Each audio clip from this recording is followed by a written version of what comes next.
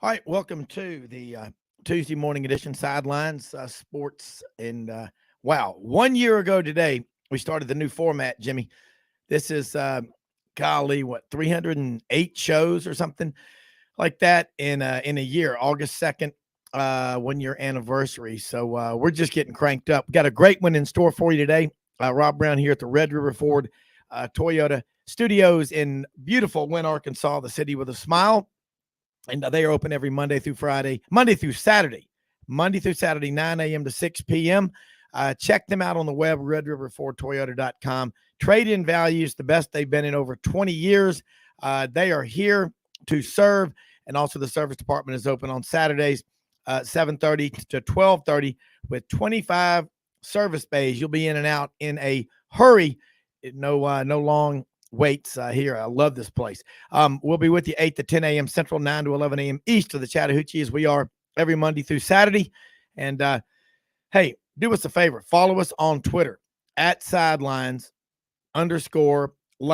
Repeat, at Sidelines_live. And also want to thank Gateway Tire and Service Centers. We go the distance for our customers and the communities where we do business. The Boy Scouts of America. Get out, go camping, learn about hunting and fishing, and Reforest, Mississippi. Okay, we are broadcasting also live. You can see us in video, YouTube, Twitter, and Facebook. And going to be joined here in just a moment by Wes Neighbors, former football player at University of Alabama. Neighbors' family's been around Alabama for a long time, and he is over in Huntsville, has a radio station actually called 97.7 The Zone, and in the Tennessee Valley, sports every day. And we're going to go ahead and get right in here with it right now. Wes, it's a great time of year. Now, you being a former football player and everybody in your family, strong legacy, practice starts right now. And it's not exactly as fun as everybody thinks, but for the fans, there's a lot of energy in the air. But I want to welcome you to Sidelines. You have a radio station down in Huntsville, 97.7 The Zone, and ESPN there in Huntsville in the Tennessee Valley, one of the more beautiful cities, the smartest city in Alabama. But we're all smart enough to know this. We get a guy like you on the show. Welcome. Thanks for taking time out of your Tuesday morning to join us. And you ready to talk some college football? Always ready to do that. All right. Hey, let me say that one of the things that I've noticed is that when we were at SEC Media Days last week, all the coaches come in. They're excited about the summer workouts. They're excited about their freshman classes coming in and all. You're a player. It's in your blood. From the player's perspective, what can you do during the summer? In this case, let's take a look at Alabama. I mean, that you are everybody's game of the year, and that just means that everybody's going to come at you with everything they've got. What are you doing in the summer if you're playing for a coach like Coach Bryant, who you and your dad played for, and then Coach Saban at Alabama now, to try to get an edge on the competition that they're not probably doing themselves, but there's something extra that it seems that you do? Well, so I never really played anywhere else, so I don't know the difference. I think I played for some good teams in the NFL, but you look at the it's all about it. It has to be inside of you. There's something about football. You can't, you got to be playing for yourself and getting ready for yourself. And I did it not to let down my team. I never wanted to let down my teammates. Although I was doing it for myself, when I'm playing a game, I'm playing for everybody beside me, right? Yeah. The guys directly beside me in the team. That's what it's all about. And that's how it was, I guess, preached to us. And when you're out there working in the summer, sometimes you're with your team, sometimes you're by yourself. You're working. You have to be motivated from within. However, you're playing for everybody you ever played with, from your little league team to the team now. Everybody's watching you, and you realize that you just don't want to let anybody down and be the weak link. Yeah. You don't want to be the reason they get beat, and that's what it has to be, and that's what is instilled even further with Coach Saban. I mean, it's all about the process is playing the next play, not worrying about the last play. What the results? Every play has its own result, and once you play that play and you play really really hard, it's like in business you got to do the little things all the way up to be a profitable business. It's the same.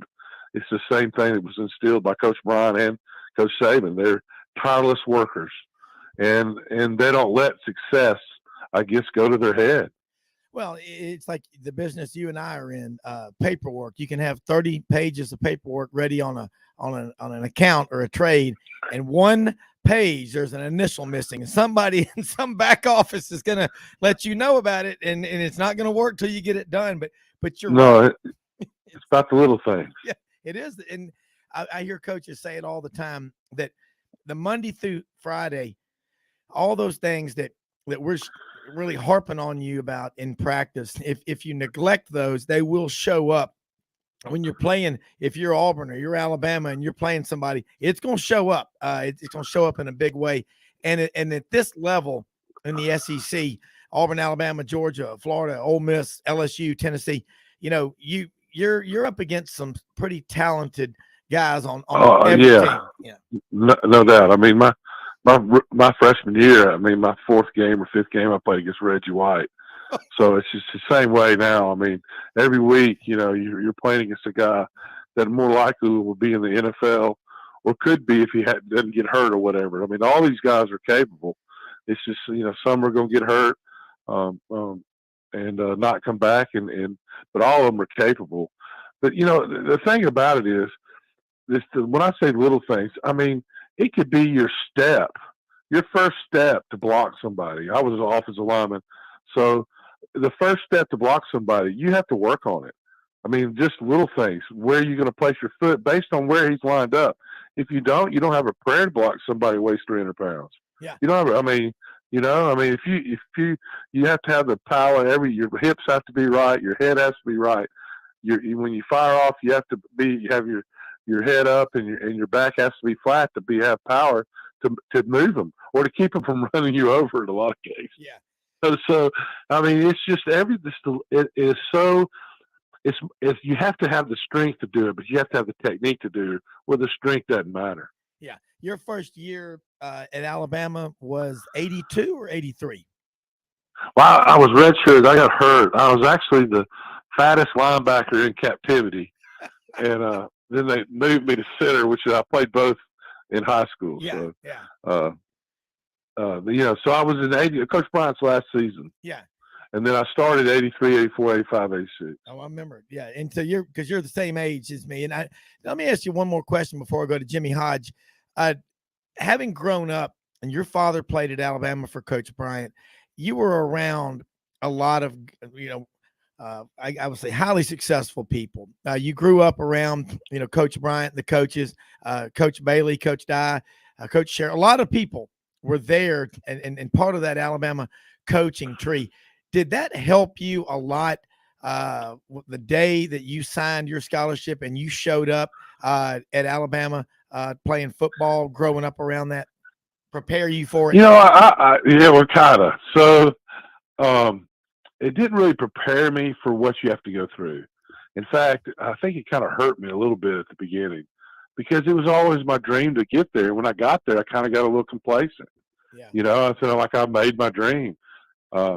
But I quickly realized if I was ever going to play there, I better get my stuff together because it was a different story than high school. High school I was the biggest guy, and really while I was at Alabama, I was the smallest offensive lineman playing then that played in my era that played a lot. So, I had to work really hard, but I give you a story real quick. Jim Goostrey was a famous trainer. Oh yeah. We thought he was famous because he invented ice. That's how old he was. But he was like my uncle. I mean, I go to games. He'd always give me socks. I mean, this is when I was 10 years old. He'd give me socks and always giving me Alabama stuff, hugging on me. when I got there, he was a total turd to me for 5 years. Yeah. I mean, just worked me, just did. But you know what it was? He didn't want to show me any favoritism, and anybody catch on because he knew that would be bad for me in the locker room. And then the day I graduated, he called me once a week till he passed away. Well, so I mean, it was just a different. I think it was just different. And Coach Bryant was the same way. Now he pushed me, but he helped me. I mean, my freshman year, I should have played a lot more, really at linebacker, but I wasn't in the kind of shape I should have been. And thank God for Al Miller getting me in shape in the off season. And then I started 4 years in a row at center.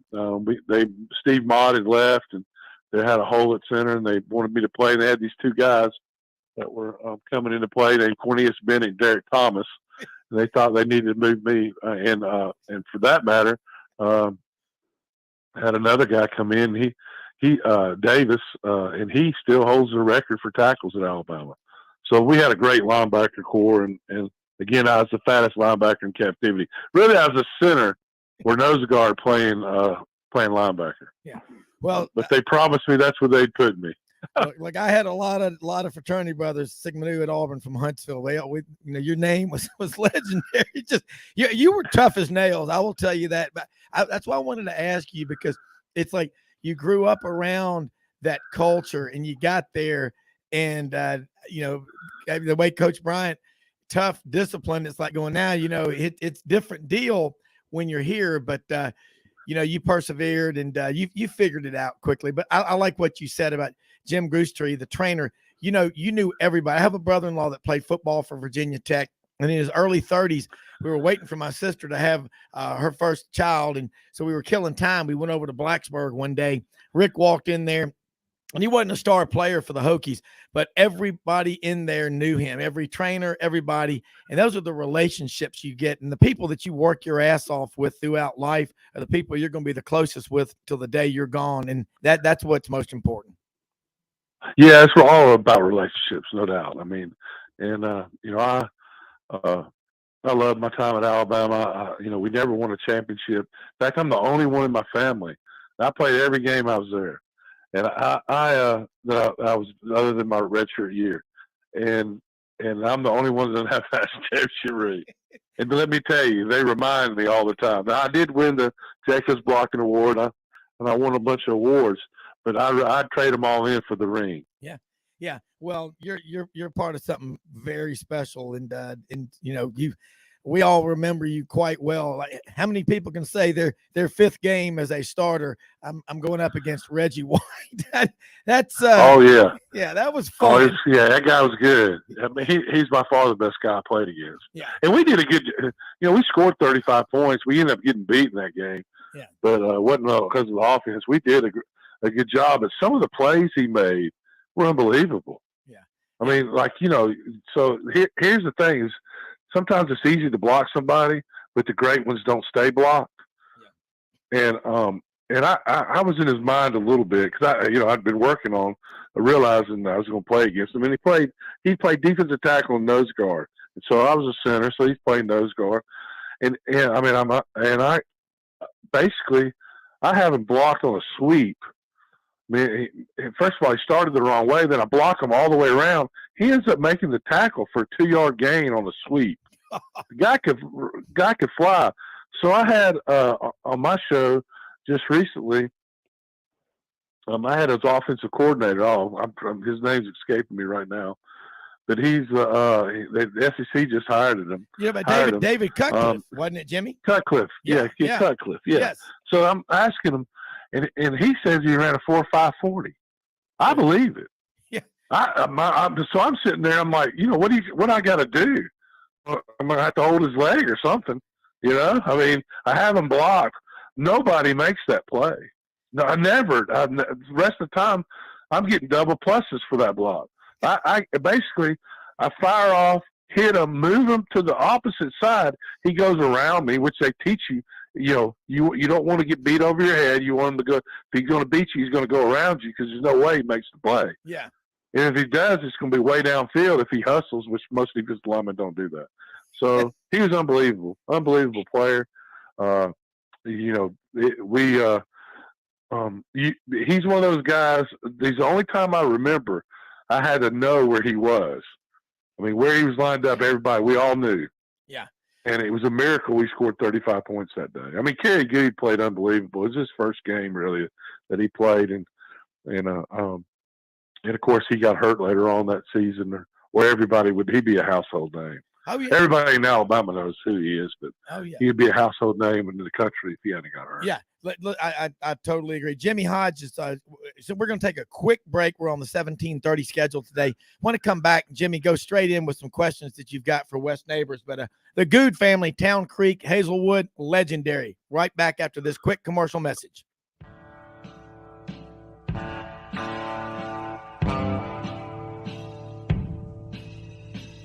Kitchens and bathrooms make a home, and the design teams at Kitchens Unlimited know how to make kitchens and baths. They know it all because they have seen it all. Kitchens Unlimited has been designing and remodeling the Mid-South's kitchens and baths for over 50 years. Check out their showroom at 3550 Summer Avenue or visit them on the web at kitchensunlimited.net. If you have a crash, dent or ding, go to G.E. Patterson and BB for Tom Martin's Body Shop. Come on down to Hewlett & Dunn Boot and Clothing Company, located on Historical Square in Collierville, Tennessee. Hewlett & Dunn is the second largest Filson dealer in the Southeast, stocked with Southern brands you know and trust. And a new inventory arriving all the time. Do yourself or someone you know and love a favor and visit this store. Open Monday through Saturday, 10 a.m. to 5 p.m. Red River Ford and Toyota, located in Wynne, Arkansas. If you're in the market for a new or used car, truck, or SUV, call, go online, or drop by and see them. Located 45 minutes from Memphis, go off the 4-city exit on I-40 and go north about 15 minutes on Highway 1. Easy to work with and still believe in customer service. If you live out of town, they will deliver your vehicle to you. RedRiverFordToyota.com. Just see what they can do. As an agricultural producer, no matter where you farm, minimum tillage is a primary concern each and every season. At House Industries in Cherry Valley, Arkansas, we manufacture equipment to help you maximize efficiency when planting and watering a crop. Pieces like the pulverizer, bedder roller, 3-bar do-all, and bed conditioner assist you in optimizing seedbed preparation and ultimately your bottom line. Visit HouseIndustriesInc.com to locate the dealer nearest you. House Industries, breaking ground. Sidelines with Rob Brown. Talk sporty to me.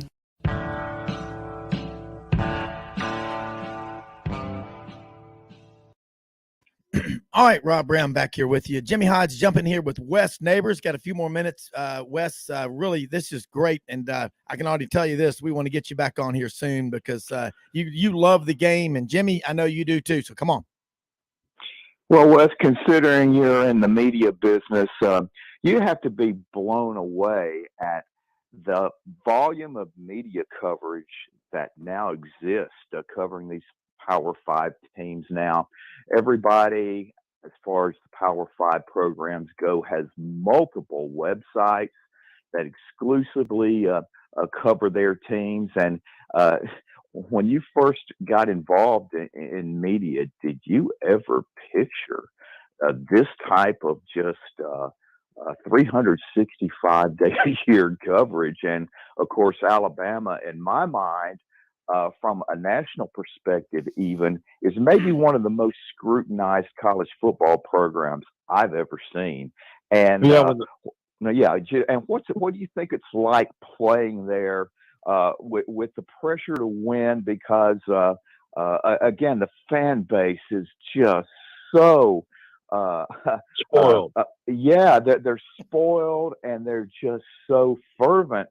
And but yet when it comes to playing, though, and you start preseason camp, and then the regular season actually begins, and you go week to week getting ready for each different opponent, is there a point that the players are able to kind of shove that aside and just focus on playing football, getting ready during the week, and then on game day just executing? Well, you don't have time for anything else between school and what they have you doing and meetings. And if you're hurt, which most people are hurt, have something wrong with them by the end of the year. you getting up at 6, you're going to your the training room, then you go eat breakfast, and you go to the class, and you come back to the training room after lunch, and then then you go to meetings, and then you go to practice, and then you come back and you eat dinner, and then you go to study hall, so you can pass your classes. So, with social media, I think it's a little more. There is a little bit more pressure if you're paying attention to that. It's. I remember. Well, I had a son play at LSU also, and they used to put up and he would share this with me. They do a video of the social media stuff and the posts these kids would make, in front of the other teammates, and of what not to do. And that so they're always there coaching you on what to do. But in the end, if you're worried about your social media post and not football, which I think there were some people last year on Alabama's team that were, it affects your play. And when it affects your play, it affects your teammates. So you just got to put all that stuff aside and all the distractions and go to work. Put your head down and you better be studying film yourself on the guy you're about to play, because it's a lot easier if you're. I mean, I can speak for the offensive lineman. It's a lot easier if you know what the guy's going to do based on alignment, and sometimes you can use his strengths against him if you can figure out where he's going to go. That's half the battle is to figure out where they're going to go before the ball's ever snapped. And so if you're not doing all these things, and I can't see if you have time to do anything else, So and Coach Saban's done an incredible job of behind what he's done as good a job is behind the scenes with getting these kids graduated, getting them help, making them understand what's important in life. And you're not going to reach everybody, but he reaches most of them.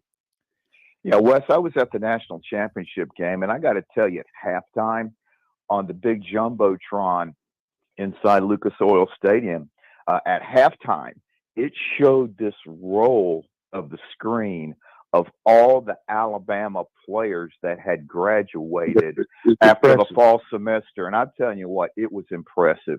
It had to be 25 or 30. Yeah, and it's like that every year when they show it. I'm really proud of it, the way they do it. He's changed the culture. He did it at LSU. He came to Alabama.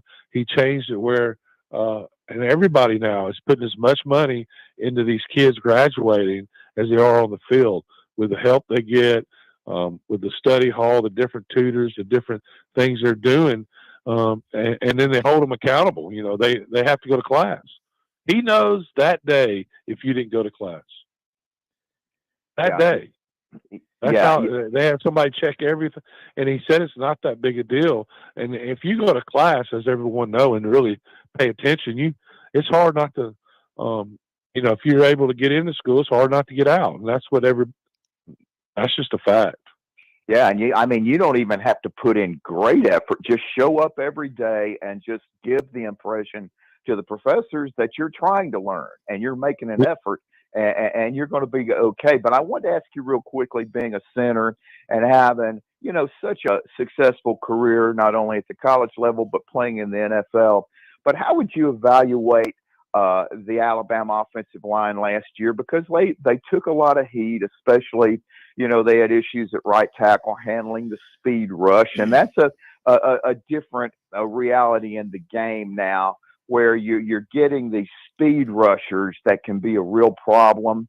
And what do you foresee, Alabama trying to do to adjust to that? Because that after Auburn used that blitz-heavy scheme in the Iron Bowl, very effectively, and then Georgia, after sticking with their base scheme in the SEC championship game and getting no sacks, they basically just took the Auburn scheme, went to a blitz-heavy package, and Bryce was just pressured all night, during that game. And you've got to think that every Alabama opponent is at least going to start out trying to blitz Bama and try to disrupt the rhythm of their offense? Yeah, so I'll answer this the last first. I guess talking about the championship game. The biggest thing in the championship game is Georgia was able to blitz because Alabama's receiver got hurt and they didn't have to double team him anymore. And so that changed the whole game plan. And then you had receivers drop touchdown passes. Yeah, there were 3 touchdown passes dropped in that game that kind of changed the game in the first half. Now, hats off to Georgia for obviously they won the fourth. They whipped Alabama in the fourth quarter. Is what happened, and I don't blame that on the offense. I blame it more on the defense and being able to drive the ball 3 times to score. And of course, they scored on an interception at the end. But the receiver ran the wrong route on that. And Coach, that's been covered. Coach Saban had a fit, kind of, because we had 3 freshmen in that game. They ended up playing because of the injuries, and that's part of football, though. And they weren't ready to play because they've been whining in the social media all season about their playing time. And I think 2 of those guys are no longer at Alabama, and I wish them well. But going back to the offensive line part, early in the year, I thought we were going to be really, really good. And they struggled all year. Texas A&M started blitzing. I didn't like the scheme they had to pick up the blitz. It was more of an NFL scheme. NFL scheme, you're going to put big guy on big guy. You're not going to let a back block a defensive lineman because those guys are werewolves and they'll eat you. And they eat running backs and so you got to put a big hog on them so you can block them. So that develops, and that's what Alabama was trying to do. Well, in college, it's a little different. You can block defensive ends with backs, and because you got a great quarterback, all you got to do is give him time, and sometimes he's like ninja back there. You give him a little bit of extra time, and he's going to find the guy, and he's going to throw it in a hole. So last year's very disappointing. It didn't develop. In the Auburn game, they benched the right tackle in the center at halftime, and were able to come out and move the ball the second half. I think I should have benched one other guy, but they didn't. And I think if they did that, they'd won a regulation. So I don't think they got a new offensive line coach. They hired Kentucky's offensive line coach, and they have a lot of potential. But that's the whole. If Alabama's going to win a national championship this year, they got the talent now. But they have, just because you're talented doesn't mean you block anybody. You got to do all the things I was saying earlier. You got to put the work in. You got to, work on your steps. You got to get strong. You got to learn what the guy next to you is going to do and play as a team. It doesn't do any good if 3 guys do really good and one guy doesn't do the wrong thing and his guy sacks the quarterback. So everybody has to be on the same page, and I think that is the whole, the offensive line. But if they develop it, they're going to have a really good offense. They got the transfer from Georgia Tech running back, but they have 5 running backs that can play. And I just think that a wide receiver, they got another transfer from Louisville that can play. Yeah. Heck, the guy caught 2 big passes against him in the championship game for Georgia. Yeah. And is now on Alabama's team. Yeah. I mean, it's crazy. Yeah, it is. I know it. It's crazy. So it's just no, but the whole on the whole team, the defense is solid. They maybe have the best pass rushers I've ever seen, and there's not just one Will Anderson. There's 2 more that can really play. Yeah. So, and they got some young freshman defensive linemen that also can rush the passer very well. I just think they're solid everywhere. The whole is the offensive line. The talent is there. Can they develop the talent this year? Because last year, although they made it to the championship game, they could have been a lot better. John, listen, Wes, we got to get you back on here again soon. We run out of time for this segment, but you've got a great radio station, 97.7 The Zone, down in Huntsville, the Tennessee Valley, ESPN. Talk about your show tonight, and we'll let you go, but we got to do this again soon because I couldn't take enough notes. I learned a lot, and I really appreciate it. All right, y'all be good. Okay, look, we'll talk to you soon. That is Wes Neighbors. Listen in on his show on The Zone, ESPN 97.7 in Huntsville. Let's go now. John Talty's with us. John Talty is the SEC insider, senior sports editor, al.com. And John, it was nice visiting with you down at SEC Media Days. You're everywhere, and you've been down south for a while. Did anything that you ever did in your training, going to Catholic schools up in New Jersey, going to Maryland and all, prepare you for the interest, the scrutiny, and just the obsession with college football that you see living at the epicenter of it all in Birmingham? No, not at all. I mean, there's just nothing like it. Growing up north, obviously a lot of it's centered around professional teams, which there's a lot of passion for. But, there was definitely some kind of early, like, welcome to the show kind of moments for me moving down south and just seeing the passion that people have, not just for, the games, but for the recruiting, for high school, for all the different sporting events that we have down here. There's a tremendous amount of passion, which is great. I mean, it makes what we do so fun, knowing that people are going to consume it at a high level and will enjoy the things that we do. Well, you work with some great people. I mean, I know Lauren Sisler's there at al.com and a number of people that are on ESPN. And it's really amazing to me. I like to say that Atlanta, population-wise, 6.5 million people spread out over 22 counties, is the largest college sports media market in the country. But per capita, there's nothing in America like Birmingham. It starts with the Monday Morning Birmingham Quarterback Club. I think they gave out about $1.6 million in charitable donations this past season. But it's everything. It's that Auburn, Alabama rivalry. It starts there. Paul Feinbaum started his show there, has turned it into a national phenomenon. And every day, that show for 4 hours, you're going to hear about those two schools. Now, again, you look at the interest in college football, is there's just an endless number of storylines to get onto. And I want you to also talk about your book that you're going to launch. It's coming out August 9th about Nick Saban. Tell people about that as well. Yeah, so with the book comes out exactly a week from today, and it's really a in-depth look at how Nick Saban has had the success he's had, how he's been able to build this incredible operation down in Tuscaloosa, and it looks at not only the how of the things that he's done, but the why, the reasoning behind whether it's how he recruits, how he hires people, how he rebounds from losses. And so the way that it was written is for, if you're a college football fan, if you're an Alabama fan, SEC fan, there's going to be a lot in there that you've never read before about Nick Saban. And there's going to be details in there that you're going to be, wow, I never knew that about him. But it's also for business leaders and, people just looking for an edge, that they're going to see how this guy does things. And there's stuff in there that you can add to your daily routine. You can be a high school football coach. You can be running a Publix in Memphis. There's going to be stuff in there that you're going to be like, wow, if I added that to my day-to-day routine, it's going to make me better. Even if it's just 1% better, it's going to make me better. And that's kind of the audience for it. So really excited about it coming out. Already have gotten a pretty good response to it. And so just really excited for people to get it in their hands, here in a week. When you get a chance to be around someone like Nick Saban and you look at them, everything is about the details. It's routine. It's getting up at the same time, probably every day, and following through, and probably going to bed at night with a to-do list.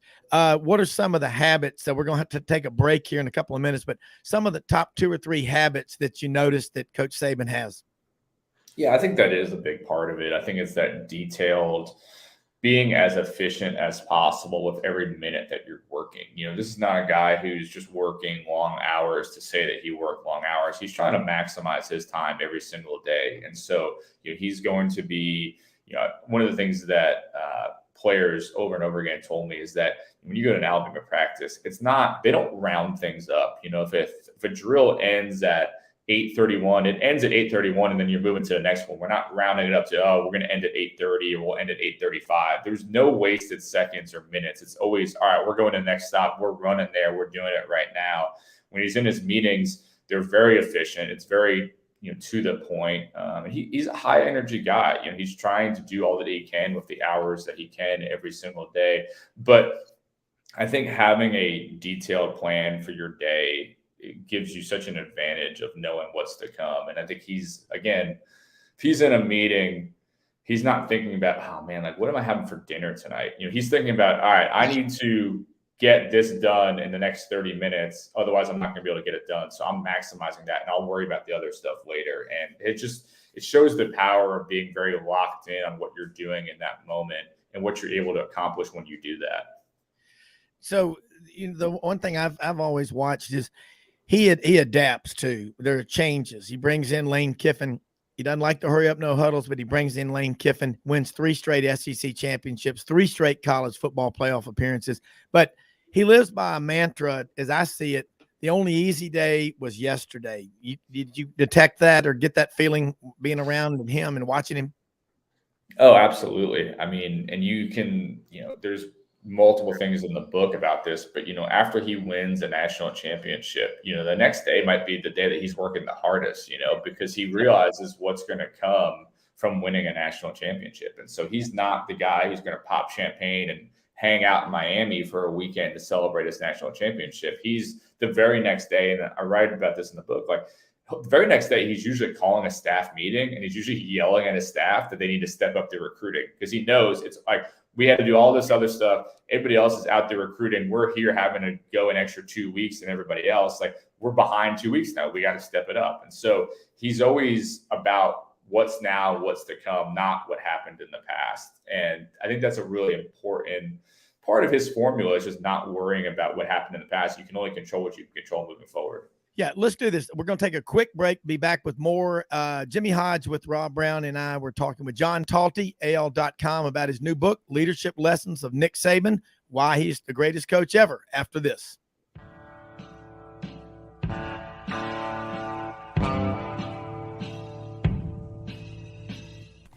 Red River Ford and Toyota, located in Wynne, Arkansas. If you're in the market for a new or used car, truck, or SUV, call, go online, or drop by and see them. Located 45 minutes from Memphis, go off the 4-city exit on I-40 and go north about 15 minutes on Highway 1. Easy to work with and still believe in customer service. If you live out of town, they will deliver your vehicle to you. RedRiverFordToyota.com. Just see what they can do.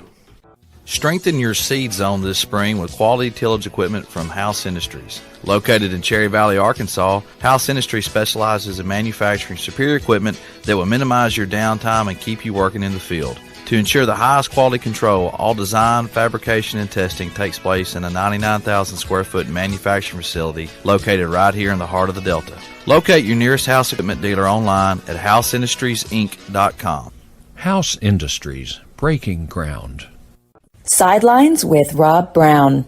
Talk sporty to me.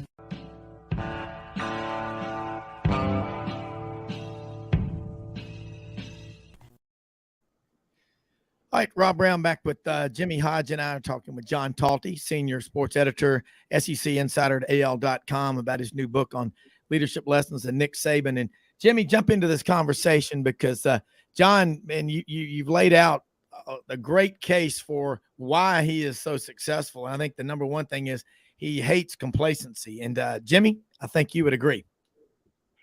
Yeah, no doubt about it. But John, what I wanted to ask you about, and it came out last week, was I guess you could almost consider it an earthquake, was when it became public that Nick Saban was considering going into broadcasting after the Kick 6 loss.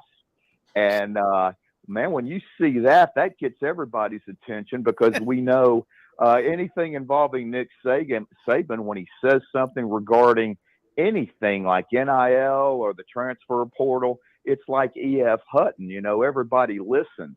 And to find that out, I mean, that any college football fan would automatically have interest in reading your book when it comes out, next week. And what I wanted to know was this kind of an open secret among media insiders, or had he kept that to himself for a long time, or just how did that kind of work out in regard to it going public? And then has that always been a secret, or has this just been a recent revelation?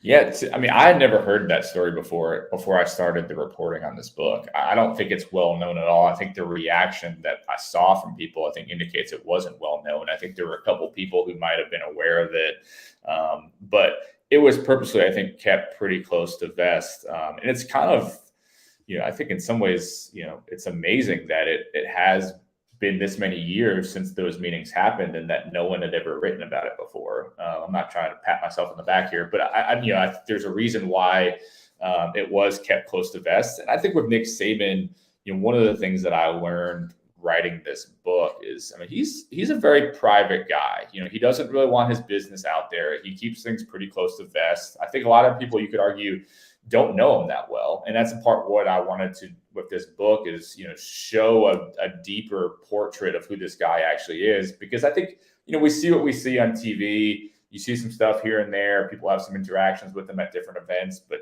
very rarely, I feel like, have we seen, or if at all, a complete portrait of who this guy actually is. But also knowing Nick Saban, and I haven't heard from him, so who knows? But do I think he was thrilled that news came out? Probably not. I think we'll see if he talks about it in the future, but I think he likes to, try to keep things as guarded as possible. But I think it's one of the reasons why that story is so interesting to me is I think it represents this great what if. If he had left in that moment, what happens to the SEC? What happens to Auburn? There are these different teams that had an opportunity to really capitalize if Bama took a step back there that never got that opportunity to. And so that's one of the fun talking points that came out of that story.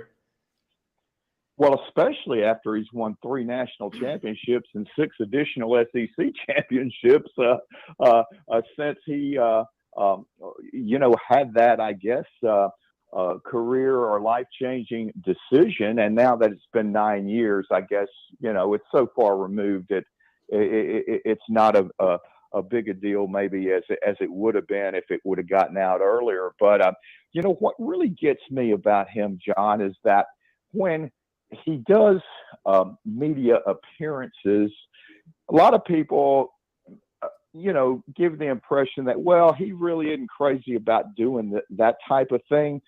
But, every time he does it, though, he's really good at it. And it seems like when he decides, okay, I'm going to go ahead and do it, I mean, he does a great job of just communicating his values and his philosophies to the everyday person out there, and how he talks about the ultimate goal is trying to get every individual to be the best they can be. And we remember the book he came out his first year at Alabama with, and that is How Good Do You Want to Be? And he just seems to have a natural way of just communicating his philosophies to people. Yeah, I write about this in the book. I think it's one of the underrated aspects of being a leader. And I think at his core, he's a teacher, right? And what do the best teachers do? They can explain complex concepts to you in a simplified manner that makes sense. And I think he's so good. I think it's, he's great at doing it, obviously, with his team. And, I was talking to some different coaches that have worked with him in the past, and they brought up something that I think sometimes we forget, that football is an incredibly complicated sport. We watch it, we can see it, but to actually memorize all of these playbooks, it's very challenging. And I think we don't sometimes think about that with players. You're also dealing with a collection of people from all different academic and socioeconomic backgrounds. Some of these guys are, remember Greg McElroy was, almost a Rhodes Scholar. Other guys, did not go to the best schools, and they don't have that academic, foundation. And he has to find a way to reach all of those people. And so I think having that background is why he's so good at TV. Whenever I watch him talk about football or really anything, he has a clear, concise message. It makes sense. It makes you feel smarter after listening to it. And he also puts a lot of preparation into that. He doesn't really say anything off the cuff. There's a plan for everything he says. He puts the work in. And I think that really comes through when he talks, whether it's at a press conference, whether it's at a speech, whether it's on ESPN. He knows what he's trying to say. And I think that you can tell how well it comes across.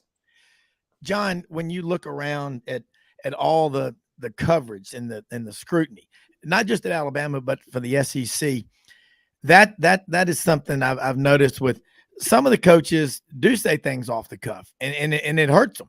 You know, you've got to be careful. I mean, you know, Brian Kelly, that was funny about the accent, whatever, but I think he's been around long enough. He spent most of his life in the Midwest.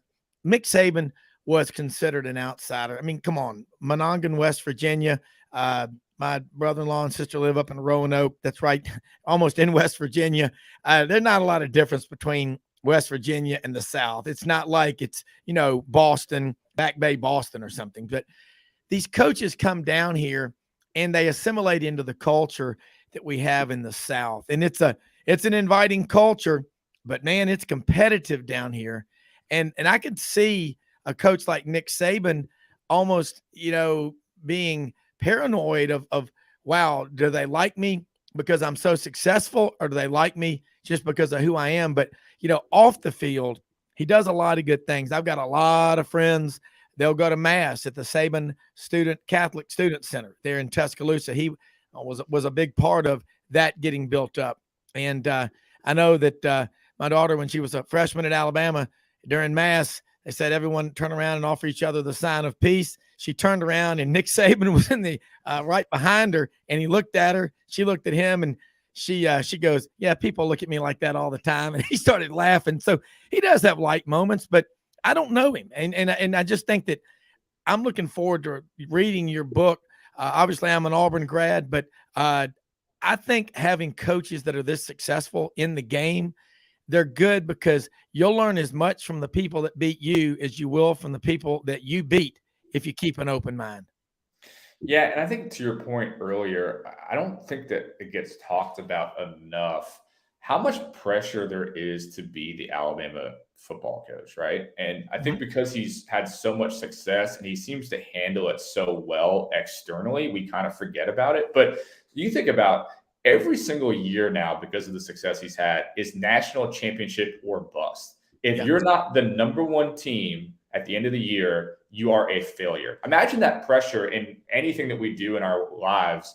If you're not the top person in your field out of everyone, you are a failure. And a lot of coaches have crumbled under that pressure. We've seen guys at Alabama and Auburn, crumble under that pressure. We've seen guys at other big schools, Texas, Florida, USC, wherever, crumble under the expectations that come with that.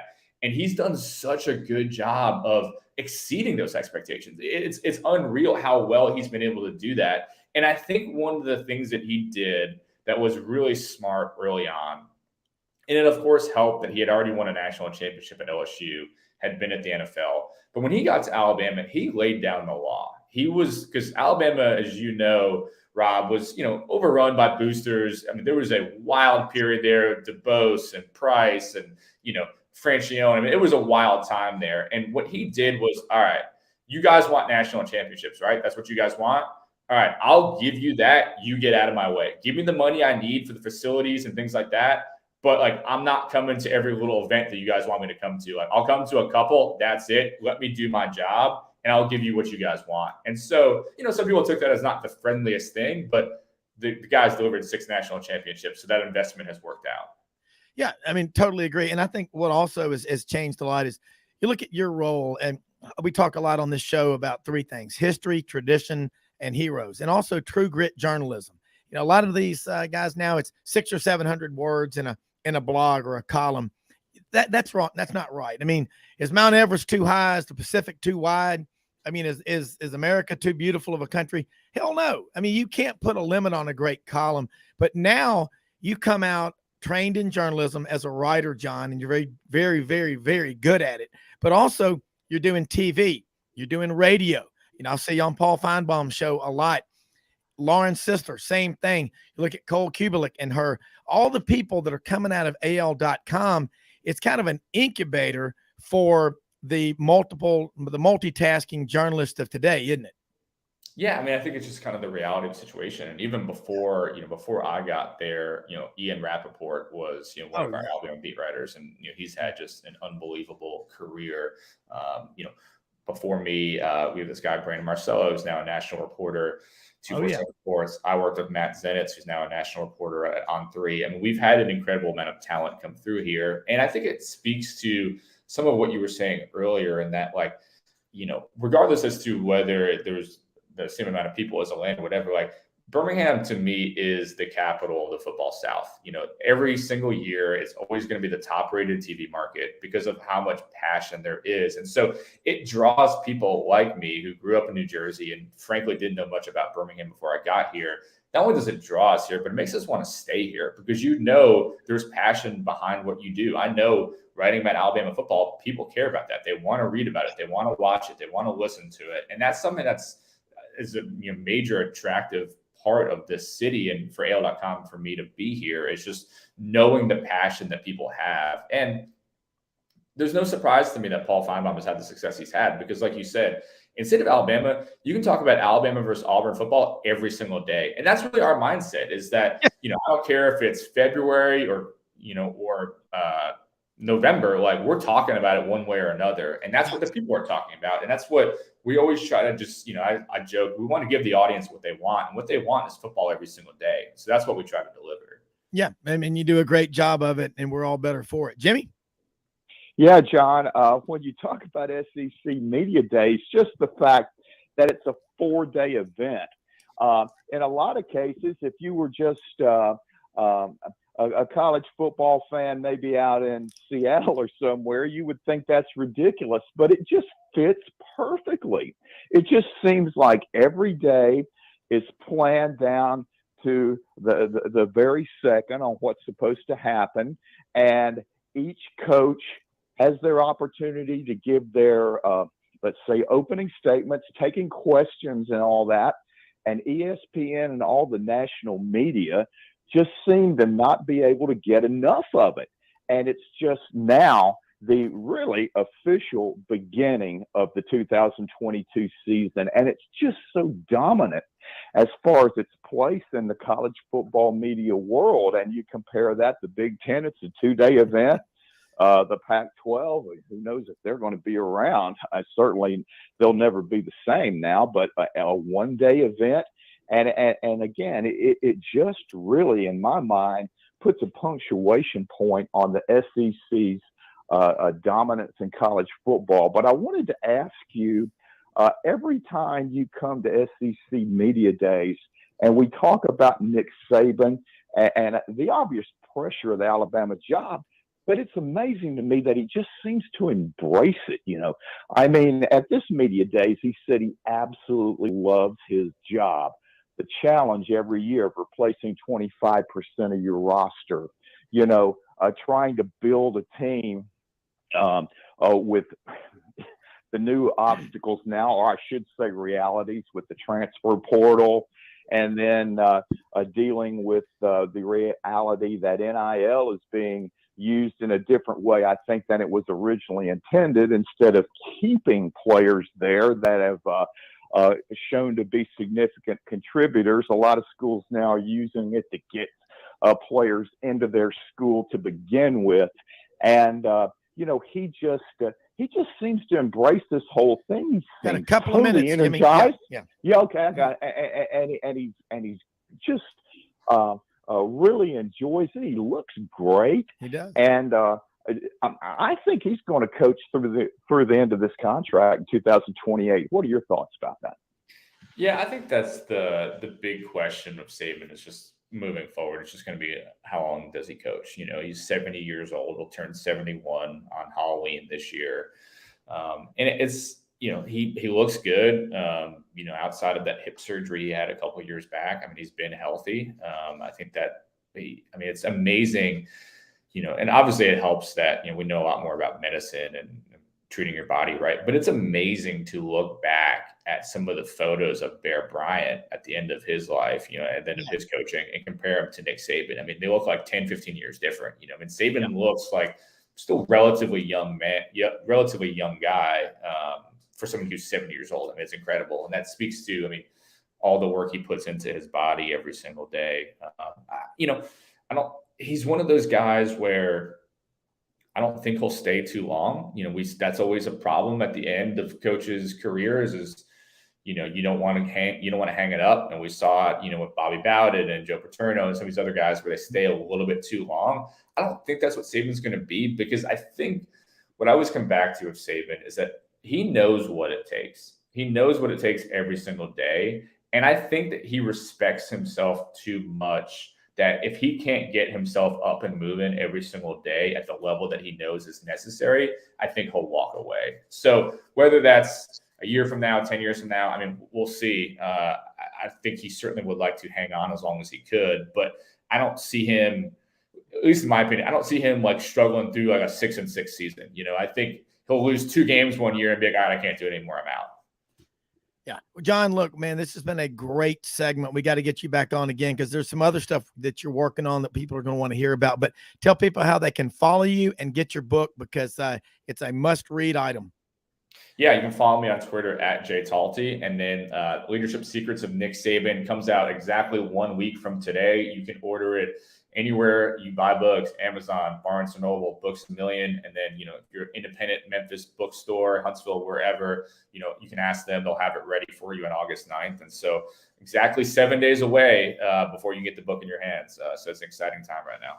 All right, man. Again, great segment. Really appreciate you, all the hard work that you do and everybody down there at AL.com because, again, we're all better for it. We're lucky for it. We're going to take a break. Be right back. Johnny Radio. Hour number 2, Sidelines. Right back.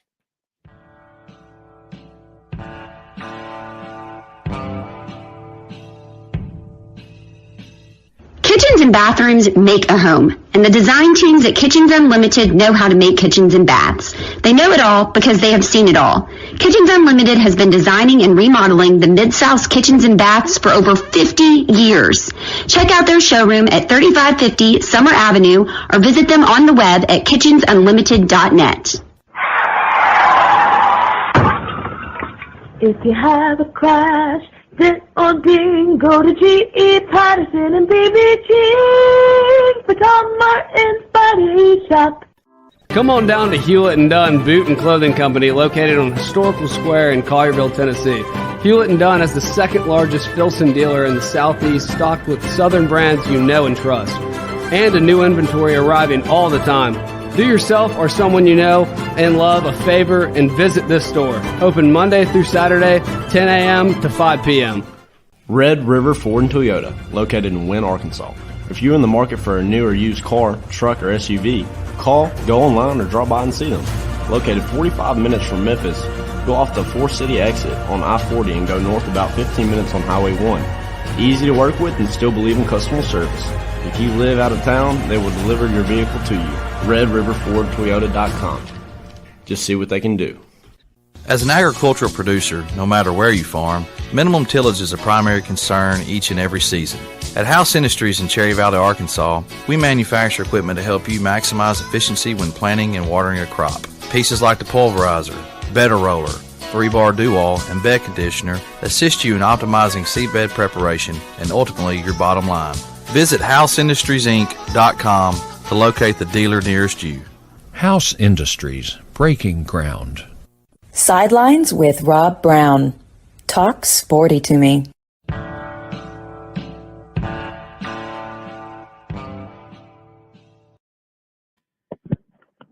All right, Rob Brown back here with you. Hour number 2 here on Sidelines. Great stuff there with John Talty, senior sports editor, AL.com, and the SEC Insider about his new book coming out. I think it's going to be a fantastic book about Nick Saban leadership lessons that you've learned over the years from him. And now we got another dynamite personality, somebody that actually knows the X's and O's, kind of like a mechanical engineer in the broadcast business because he teaches it. He does a great show Monday through Friday on Sports 56 WHBQ in Memphis. Johnny Radio has a real name, but we won't let people know that, John Hearn. But anyway, Johnny Radio back on here with us for hour number 2, along with Jimmy Hodge. And Johnny, hey, it's that time of year. Football practice kicked off yesterday.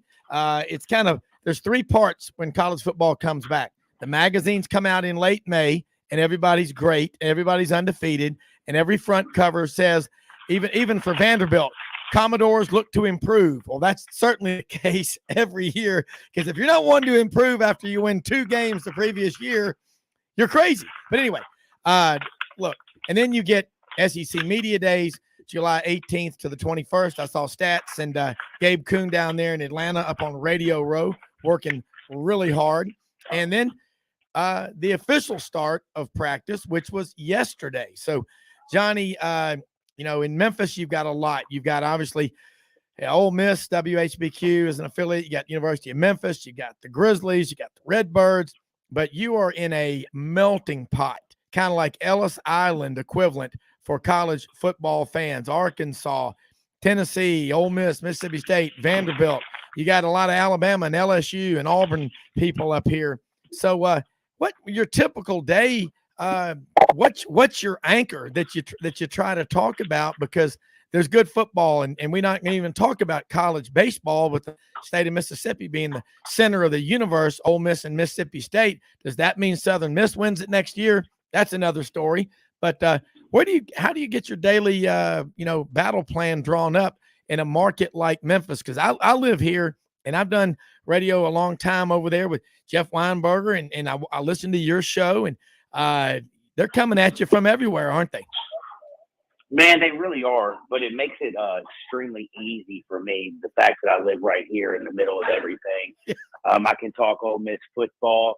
I'm very excited to now talk Ole Miss football. My youngest daughter will be cheering there this year.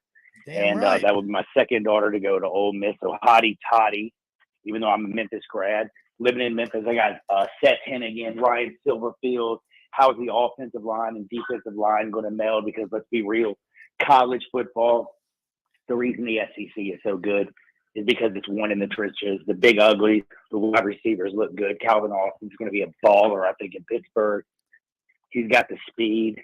It's a lot of fun to see those big plays. But if you want to win on Saturday, you have to have the big uglies. A lot of questions for Memphis in the offensive line. Speaking of Arkansas, KJ Jefferson, is he going to take that next step? Sam Pittman, Kendall Briles, Barry Odom, I think one of the best coaching staffs in all the Mid-South. You got the crazy man, Mike, down in Starkville. Holy cow. Yes. I love that guy. His, the average press conference at SEC Media Days was when their opening statement was like 14 minutes. His was 3 words. Yeah. Good morning. Any questions? Yes. It was funny. So it was hilarious. But, being here in, the Mid-South, the area that I get to talk to, a lot of Vols fans as well, Tennessee, Josh Heupel in his second year, it really makes it easy. And it kind of just lets me, early in the morning when I get up and I start doing my outline of what I'm going to talk about, I kind of just pick and choose and grab some of the more interesting topics. And then I just run with that because it is football season. Heck, we got the Hall of Fame game on Thursday with the Jags and the Raiders, September 3rd, when college football really kicks off. I'm fascinated to see Marcus Freeman, the new head coach at Notre Dame. Notre Dame goes to the shoe. We'll get to see C.J. Stroud. Right now, he's the Heisman favorite. So, dadgummit, Rob Brown, it's good to hear your voice, and it's good to talk college football. Hey, look, we're only 552 hours away from the first game, which will be 3 weeks from Thursday. But, hey, great to hear your voice as well. You are high energy, man. No pity parties. We got the portal. We got NIL. Hey, man, those are just potholes in the road of life. And we'll get through all that stuff. Johnny, I'll tell you one thing. Jimmy Hodge is on here with us right now. And we've had a really fun time. We talked to Wes Neighbors down in Huntsville, where he played at Alabama, played in the NFL. We got a son that played at LSU. That's what's so funny is that, the Neighbors family, that legacy at Alabama is strong. Then you got one that goes to LSU. That's just how it goes. And you're a Memphis guy. Got a second daughter now that's a cheerleader at Ole Miss. This is what's so much fun is that we work with each other. We're married to each other. And you're fans of all these different schools. And that's why we're so damn competitive. That right there, you're right. In Memphis, you are never a dull moment, not one split second talking about whether it's college football, baseball, basketball, or whatever. I get up this morning, Jimmy and Johnny, I'm watching SEC Network, and there's the Auburn basketball team over there in Israel, and they're getting off the bus, and they're dancing and all, and Pearl's saying, we're going to all the great Christian sites, the Muslim sites, the Jewish sites, And then we're going to see how they like Israel. I mean, I think they're having and he made a hell of a plug for Israel. Bruce Pearl said, if you're not playing in the United States, this is the best country in the world to play, because these people over here are passionate about basketball. Jimmy Hodge, you're passionate about everything. Jump in here. Well, Johnny, I was going to ask you, in your neighborhood, it's got to be a really interesting time, because look how much difference 1 year can make. This time last year, Arkansas was entering the 2021 season with a lot of optimism. They played much, much better than people expected in Sam Pittman's first year. Had a couple of controversial losses, could have won 5 or 6 games very easily. And there were questions about KJ Jefferson, what kind of season he was going to have. Turns out he had a sensational season, and really so did Arkansas, considering where they were 2 years ago. And then Tennessee, I mean, just think about that. This time 2 years ago, they were an absolute mess. I mean, their head coach gets fired, and 2 weeks ago we have all these different violations they're accused of, and so forth. They had no athletic director, no head coach, and then they're able to make a couple of great decisions, bringing in Danny White as AD. It so happened his head coach was also available, Josh Heupel. He does a sensational job with them last year offensively. They break all these school records, and now Tennessee fans can't wait for the season to start. Isn't it amazing how quickly a school's fortunes can change in a matter of 1 year? It really is. And the thing about Tennessee, when you look at that, Josh Heupel, when he came in, a lot of people, same thought about Mike Leach. This is the SEC. You're not going to be able to air it out. You're not going to be able to go full throttle. We saw that with also a lot of people were talking about that with Lane Kiffin down at Ole Miss. I feel like Lane Kiffin is not going 100 miles an hour. He's brought it back to about 85 to try to help his defense out about a little bit. I think Heupel's done a really good job of adjusting as well. But him getting Hendon Hooker in there and getting the right quarterback in his system, getting Danny White, like you mentioned, White, my man has completely changed Tennessee's fortunes. You just look at their baseball, Tony V. You look at what Heupel is doing. You look over there, of course, Rick Barnes has been there. But now all 3 facets of Tennessee sports are kind of going in the right direction. I'm not saying Tennessee is going to go and compete with Georgia in the East yet. I think that's a few years away. But because of the leadership of Danny White, Josh Heupel finding his guys, and also – so the interesting part for me about the Tennessee resurgence is they got all these, 18 violations. Yeah. If you look at them, they're really not all that serious. We talk about $60,000 today, $60,000 total in violations. We're giving $60,000 to a left tackle. For eating pancakes. I don't think – yeah, and you look at Tennessee, like I don't think this hurts any of the recruiting going forward. I feel like it's going to be almost a slap on the wrist, and they're going to save a whole lot of money by getting rid of their sorry coach. And I think Tennessee's resurgence is actually for real, and it's been a long time since 1999. And you had T. Martin and Peerless Price, Al Wilson, and all these guys getting the national championship. But Sam Pittman down in Arkansas, I don't even know he is so perfect for Arkansas. I remember when he was hired, I was like, Sam Pittman, poor guy, going to go down to Arkansas. He's going to be there for 2 years, and he's going to get fired. Well, he brings in Kendall Briles. He goes and gets Barry Odom, completely changes, gets the big uglies. They got one of the best offensive lines in the country this year. It's going to be interesting to see what they do at wide receiver position. They got a lot to replace, but I really like, Keaton Jackson, Warren Thompson, the running back, Raheem Sanders. Yeah. And again, that offensive line is so good that if you can block in the SEC, you can tackle and block in the SEC, you can compete. And that's what Barry Odom figured out. And Kendall Briles' offense is pretty impressive. So yeah, you can change things. The fortunes of an SEC powerhouse can actually die, and then it can be revitalized. Brian Harsin down at Auburn is hoping he can do that.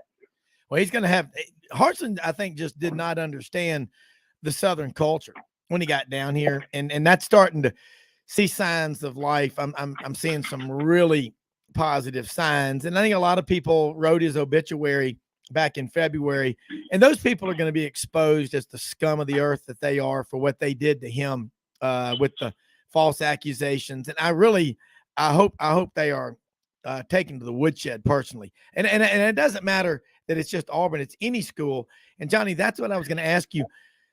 A great question by Jimmy, and it's a great answer about you really hit on all these schools. And I will say this, I say it over and over. It sounds redundant because it is being redundant, but Sam Pittman fits Arkansas like Matt Dillon fit the script of Gunsmoke as the marshal. He's the perfect fit from Grove, Oklahoma, 25 miles from the Arkansas state line. And he just loves being there. You know, it's not about, sure, he's being paid well, but he loves what he does. And you look out there, Johnny, at all these different coaches and all these different cultures. You got to get the right fit, don't you? Oh, you got to get the right fit. I mean, right now I'm looking at Billy Napier down in Florida and thinking about right fit. Yeah. He's got Anthony Richardson, who I think's probably going to be one of the best quarterbacks in the country here next year, maybe, if they can actually get some wide receivers, running backs, offensive line, and a whole lot of depth that they need at Florida, which is crazy to say. Yeah. They have so many athletes down in Florida. But if Billy Napier can bring in there and actually change that culture, because right now I was listening to Chris Doering talk, who was a Florida Gator. Oh yeah. Kids went to Florida, dad went to Florida, raised in Gainesville. He basically said that the Florida program right now is the most toxic Florida program in the country when it comes to the fan base, when it comes to the way the products are putting on the field. And he believes Billy Napier can change that. And I'm with you. I think that it's just, you have to get that fit. I mean, Steve Spurrier, look what he did down in Florida. He was that right fit at that right time. Yeah. It takes that kind of person. And it's fascinating because when Jeremy Pruitt was hired at Tennessee, and of course we know he was fired and had all the violations, I thought he was going to be a better coach than Josh Heupel. That's why we pay the ADs the big bucks. And, sometimes it might not look good at first. It might not be everybody whose fan base is their dream coach. Yeah. But if you get that right guy, because was anybody really fired up about Sam Pittman in Arkansas? I was because Tommy Tuberville said on this show, go hire Sam Pittman. He said that because he knew him because he had worked for him for a month. But no, you're right. Most people weren't. He's an offensive line coach. But I'd followed his career because of what he did at Georgia and at Arkansas. But yeah, you're right. Most people were like, why did we buy this used Edsel? I mean, that's how they looked at it. Exactly what I was thinking. Yeah. And that's unfortunate. But I mean, I can tell you one thing. Jimmy and I were both listening to Coach Tuberville back in the fall of 2019. He said, go hire you a coach. You ain't going to have to pay him a lot of money. He wants the job. And coaches, they all know each other, but you nailed it, Johnny. I mean, that's right about just the fit. You get the right fit. And again, Jimmy, I like what Johnny said too. I think Tennessee's violations, $60,000. Hey man, there've been a lot worse. Reggie Bush, $250,000. Jimmy, I don't think Tennessee is going to get anything more than time served. Do you? Well, I don't know. I mean, because back at the time, it was a big deal. The rules are changed now. Yeah, that would have been totally legal now. Well, yeah. And since it's totally legal now, people tend to forget that when those violations happen. Hey, let me just say this. Forget about it. Yeah. And also, I think about Kelvin Sampson. I mean, to think that he got fired at Indiana over texting high school recruits is the most ludicrous thing I've ever heard of. But back then, it was a big deal. Yeah. So, you have to take that, kind of into account. But at the same time, the NCAA, they have let it be known that they are out of the investigations business. Now, they are going to make rulings on those cases in which they've been working on for a long time, and that one would fall in that category.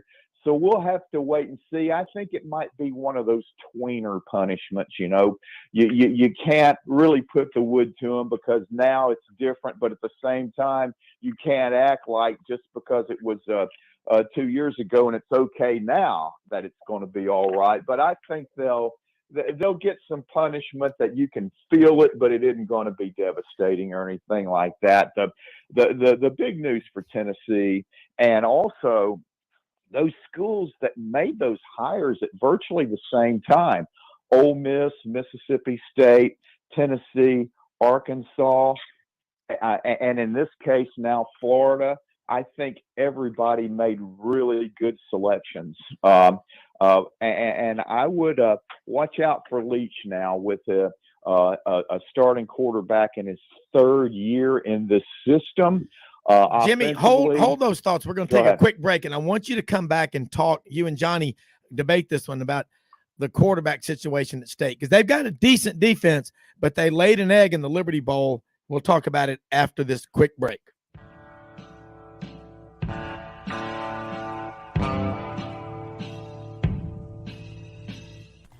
Red River Ford and Toyota, located in Wynne, Arkansas. If you're in the market for a new or used car, truck, or SUV, call, go online, or drop by and see them. Located 45 minutes from Memphis, go off the 4-city exit on I-40 and go north about 15 minutes on Highway 1. Easy to work with and still believe in customer service. If you live out of town, they will deliver your vehicle to you. RedRiverFordToyota.com. Just see what they can do.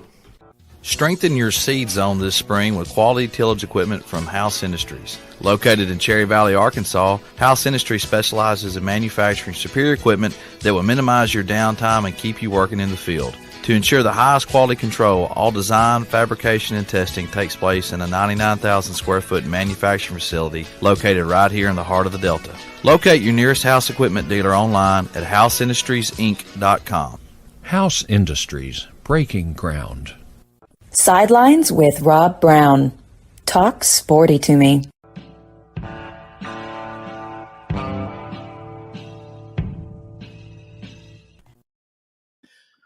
All right, Rob Brown back with you now. I want to say something real quick. If you got to get your car, truck, SUV serviced, also a good idea to go to Matei's Garage, as Nigel calls it, 4930 Black Road in Memphis, open Monday through Friday, 8 a.m., 6 p.m., family owned and operated since 1972.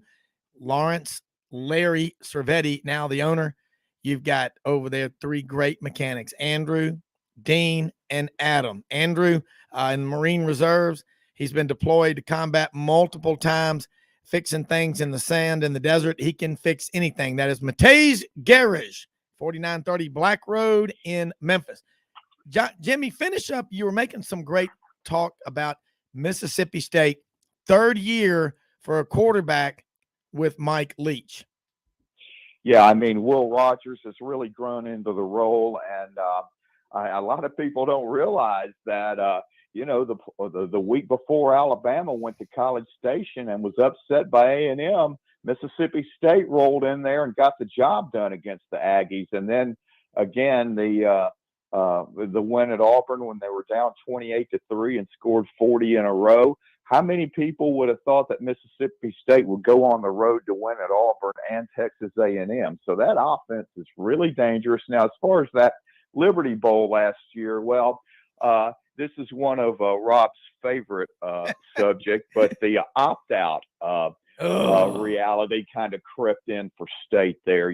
Their best offensive lineman opted out of the game. In fact, they had a couple of NFL linemen that didn't play in that game. So, in a lot of cases, if you're not playing for a national championship, a lot of these projected NFL early round picks are going to opt out of that bowl game, and it really hurts your chances for winning, and State was a victim of that. So I wouldn't put much credence in that, but they do have to get better defensively, and they have to develop some kind of running game, because there are situations in which you're going to have 3rd and 1, 4th and 1, and you got to be able to knock opposing defensive fronts off the ball and get that yard when you need it to keep those drives going. Yeah, I totally agree. And Johnny, that's a subject of guys quitting on their team for the bowl games and all. I'm curious, and I hope we don't see. A friend of mine last night brought this up in a conversation. Cash payments have to be made so players will play in the bowl game. I mean, that we don't want to go to that. But Johnny, you think about it. Right now, everybody, we've been seeing all this conference expansion and all that kind of stuff, but now it's time to play football. Give me your picks on what you know right now. Doesn't mean it won't change tomorrow or by the first game in 552 hours. Is it Georgia? Is it Georgia and nobody else, and Alabama and nobody else? There got to be some other teams that you think, other than Georgia and Alabama, can win the SEC. Oh man, the SEC. I'm going to just be honest when I say this, and I hate doing it. If you just look at quarterback play, who's got the best quarterback in the SEC? Well, that would be the defending Heisman champion, Bryce Young. You got Will Rogers at Mississippi State. When you're talking about Mississippi State, I think he's going to be great this season. Will Levis at Kentucky. A lot of good quarterbacks around. Stetson Bennett won the national championship. There you go. I'm waiting for that name. So you have a plethora of talent under center. But again, the SEC does have the big uglies. And if you look at the big uglies, and I'm talking about the defensive line, the offensive line, the biggest and best offensive lines in football right now are at Alabama, Georgia, and Arkansas does have one of the best offensive lines in the country. I just don't think they're going to have the same type of defense. Will Anderson ain't going to be playing for Arkansas. He's down at Alabama. I still think it's Georgia, Alabama, and everybody else.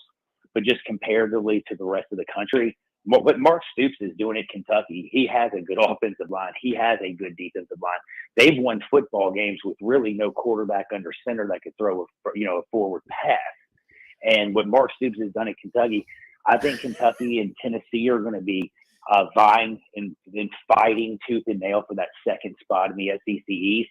I think the West, which is the best, as Jim Morris said back in the day, the West is the best, and it's Alabama. I think LSU. I think Brian Kelly. I mean, in Louisiana, do they have Alabama and Auburn? I mean, is there two schools? What other school is in Louisiana? If you're a Louisiana athlete, where are you going to go? You're going to go to LSU. You don't want to be a Raging Cajun. You don't want to go to Tulane. So all that talent, I think Kelly's going to get it. And then they brought in, by the way, let's just be real. Brian Kelly's done some, good stuff with a lot of nothing. You got Jaden Daniels, Miles Brennan, Garrett Nussmeier, Walker Howard. They're going to find their quarterback. They got a stable of backs, and they know how to play offense. I mean, they know how to play defense. I think LSU is going to be better than people thinking. Like you talked about Mississippi State. I still don't know. I know Mike Leach was really good last year. I don't know exactly what Ole Miss is going to be without Matt Corral. Is Jackson Dart going to start? Is he going to be actually what he was always talked about in high school? The West is hard to pick other than Alabama is coming out of the West. Georgia's coming out of the East. That will be the SEC championship game. Yeah, and you look at the teams that are fighting to take those, other roles. In South Carolina, Spencer Rattler is over there at quarterback. And again, we talked about this yesterday with one of our guests. He is 15-0 in his last 15 starts in games that he has finished, although 2 years in a row he's pulled out of that Texas game for a lot of reasons. But he's now at South Carolina, and Shane Beamer knows him. And you look, when you think about it, Johnny, the role of a coach is to put the right people in position to help you win. I got to ask you about Jimbo Fisher at Texas A&M. Again, we know about the musical chairs at quarterbacks, but he's got Max Johnson, who is tough, and Jimmy talks about it a lot, and anybody that knows anything about Jimbo Fisher knows he is tough on his quarterbacks. It's a position that he played at Salem College in up in West Virginia, Virginia, and he transferred to Samford with Terry Bowden. Started out when he was in his mid-20s probably at Auburn in 1993 as quarterback coach, and hell of a recruiter. But Johnny, A&M has all kind of talent on this team. Everybody's thinking about this freshman class, but they've got 4 top 10 classes stacked up on top of each other. All right. Are you buying in to A&M as being, this sleeping giant that, look, they've got every resource financially that you could ask for, but do you buy into all that talk about them knocking off Alabama this year or next year? Because I'm just wondering where that quarterback that's going to do that is. And maybe it is Max Johnson. I don't think it's Hayden's King. I will say, I think Texas A&M, they have every resource. It's actually ATM instead of Texas A&M. ATM. Yeah. They got the cash. Yes. Haynes King, the one thing about him, that's 4.5 40. I know he got this, that terrible injury last year, but he gives them that running, aspect. Max Johnson, he can actually move the pocket. He can run a little bit himself. The lefty, his father, of course, Brad Johnson, Super Bowl winning quarterback, played at LSU. Max did, and now he's over here at A&M. I'm not sure who's coming out of this. I'm hearing that I think Haynes King is leading a little bit. But if he goes down, you have an amazing backup. Or if, Max Johnson starts, Haynes King is a pretty damn good backup. I think you've got 2 good quarterbacks, but I don't think they're quite ready yet. Yeah. There's something about Jimbo Fisher, unless he's got Jameis Winston and playing a bunch of bad talent over the ACC, he hadn't quite been able to get over that top.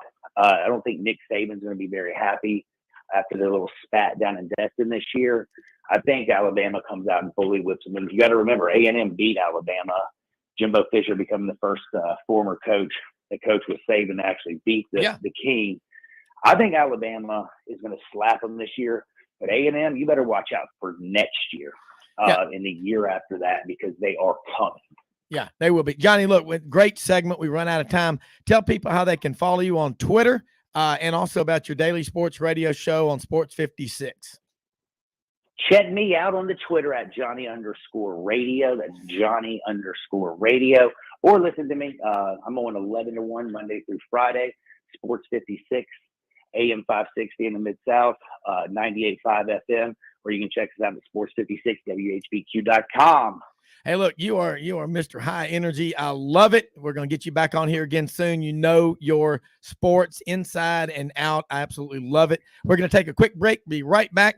Go over to Savannah with Ben Troupe, and this is going to be a lot of fun. But Johnny, this has been a great segment, and really appreciate you taking time to be on here with us. And now, Ben Troupe is on here, going to be on here with us in just a moment from Savannah, and I met Ben on GatorBaitMedia.com, the Buddy Martin Show.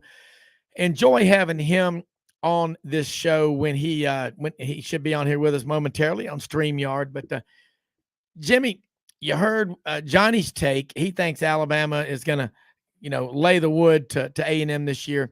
Revenge is not the only reason. There are probably a lot of reasons, but they will get A&M in Tuscaloosa this year. But I think if you ask yourself this question, and that is for A&M last year, if you would have said before the season, you're going to beat Alabama and you're going to beat Auburn, and you're not going to make it to Atlanta. You're going to lose to Ole Miss, and you're going to lose at home to Mississippi State. And you're going to, I don't think too many A&M people would have said, oh, if we beat Alabama, we beat Auburn, we're going to Atlanta. Well, here they come, year 11, and Alabama again is being picked to win the West, Georgia the East. Looks like a rematch again. How much of a chance does A&M have to unseat before Ben Troupe gets on here Alabama? I think they're good, but at this point, I don't know. But Ben Troupe is with us right now over in Savannah, but a native, as he says, a country boy from Swainsboro, Georgia. And I saw another great country boy that loves hunting and fishing, Takeo Spikes over at SEC Media Days, Ben. And I'm going to tell you one thing. You Georgia guys, wherever you go, you went to Florida, Takeo to Auburn. Will Anderson Jr. Left from Hampton and went over to Alabama. what's in the water over there? what is it? And I owe you the Miss Rubens rubs, the ones I was going to send you.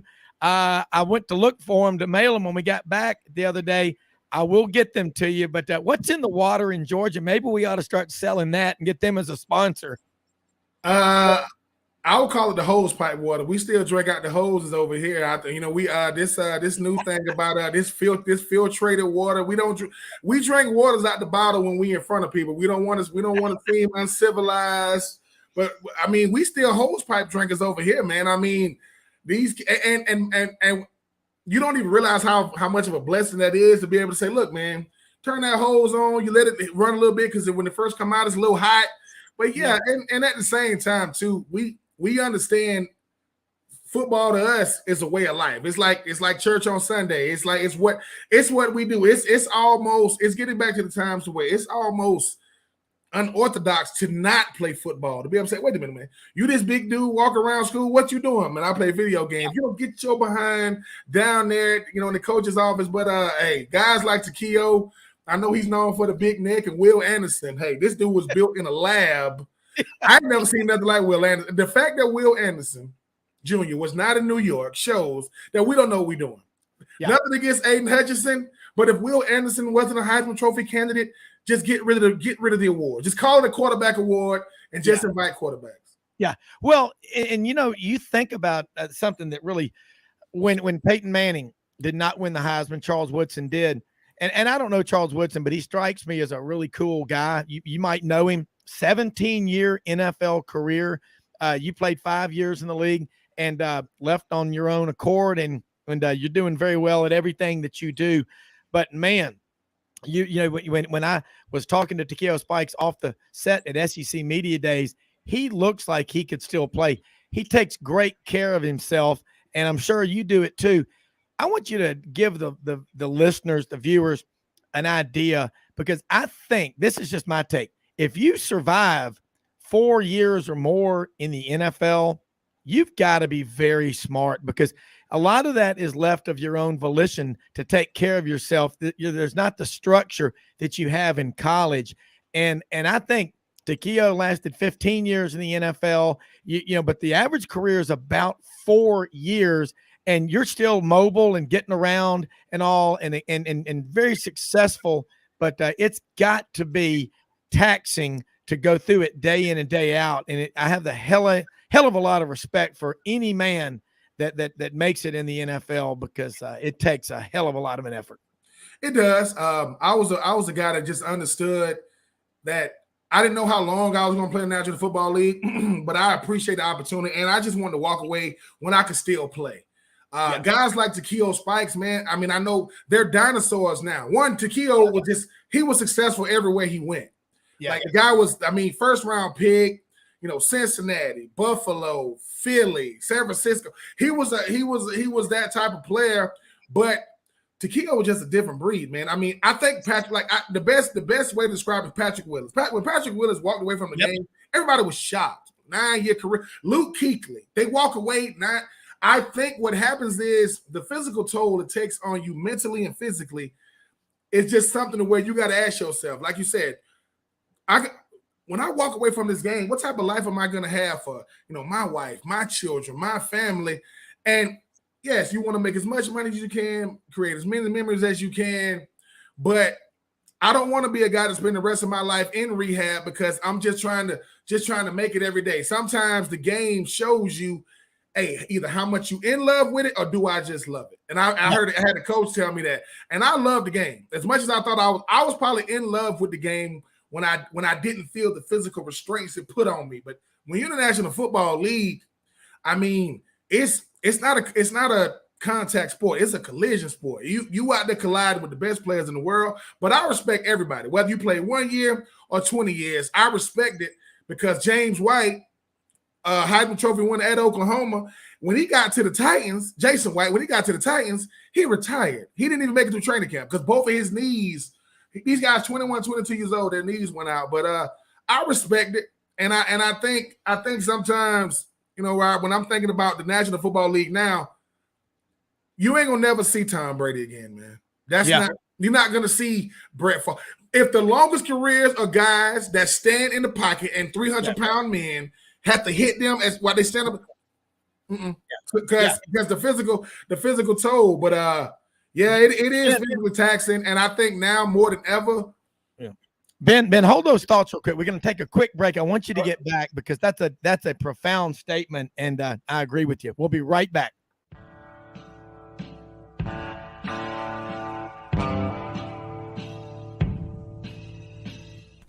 Red River Ford and Toyota, located in Wynne, Arkansas. If you're in the market for a new or used car, truck, or SUV, call, go online, or drop by and see them. Located 45 minutes from Memphis, go off the 4-city exit on I-40 and go north about 15 minutes on Highway 1. Easy to work with and still believe in customer service. If you live out of town, they will deliver your vehicle to you. RedRiverFordToyota.com. Just see what they can do. Strengthen your seed zone this spring with quality tillage equipment from House Industries. Located in Cherry Valley, Arkansas, House Industries specializes in manufacturing superior equipment that will minimize your downtime and keep you working in the field. To ensure the highest quality control, all design, fabrication, and testing takes place in a 99,000 square foot manufacturing facility located right here in the heart of the Delta. Locate your nearest House equipment dealer online at houseindustriesinc.com. House Industries, breaking ground. Sidelines with Rob Brown. Talk sporty to me.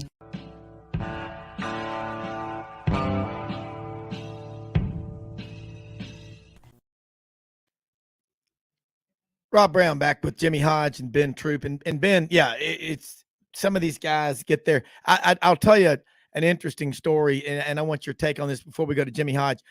When a kid, Tucker Dearth, was one of the top 4 or 5 players in Alabama out of high school from, I think it was Vestavia High School, came in as a linebacker in the same freshman class at Auburn. They were teammates for a few days at Auburn when Takeo Spikes came in. And, Tucker, after 3 or 4 days, just decided, I don't want to play college football.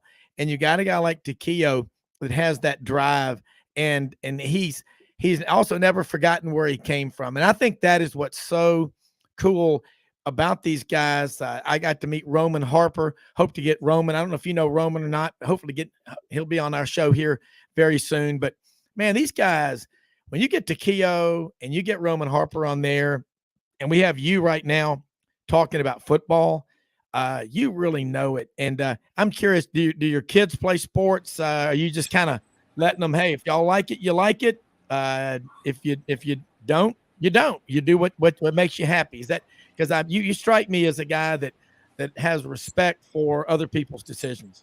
Yeah. Well, I do. And my children do play. I have 3 children. My son, he plays football. He always complained. He already like, Daddy, he complained about the offensive line. I'm like, well, listen, man, that ain't the Great Wall of Dallas out there, son. You got to do the best you can. My youngest daughter, she's my soccer player, right? She's her daddy all the way. She is about as competitive as it gets. But I'm not that dad. Listen, I believe in coaching. I believe in the structure of sports. I know the coaches always want to talk to me. I'm like, Coach, listen, I'm not going to be yelling. Now, I can't speak for the mommy now. I can't speak for mommy. Mommy's a little different.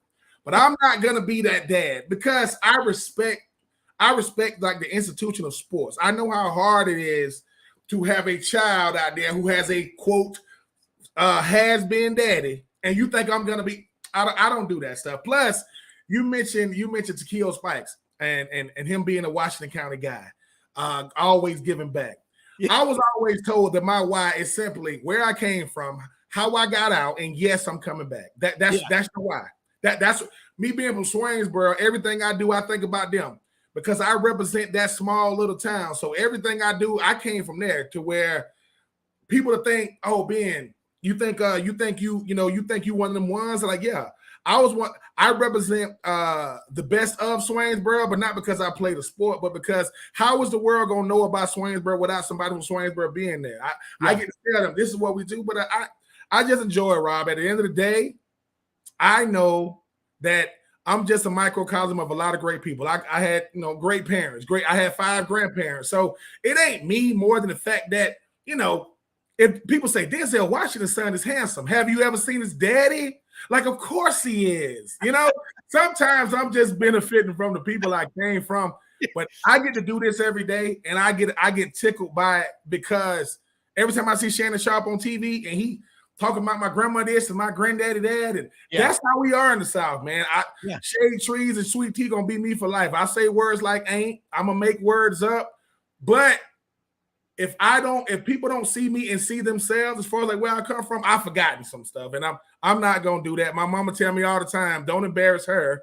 Every time I'm doing something like this, she'll say, just don't embarrass me. Here I am, about to be a 40-year-old man, and she's still telling me not to embarrass her. So, certain things never change. Yeah. Well, what's funny is speaking of that, there's a little small town over here in the Mississippi Delta, Wilson, Arkansas, less than 1,000 people. There are about 953 on the street sign.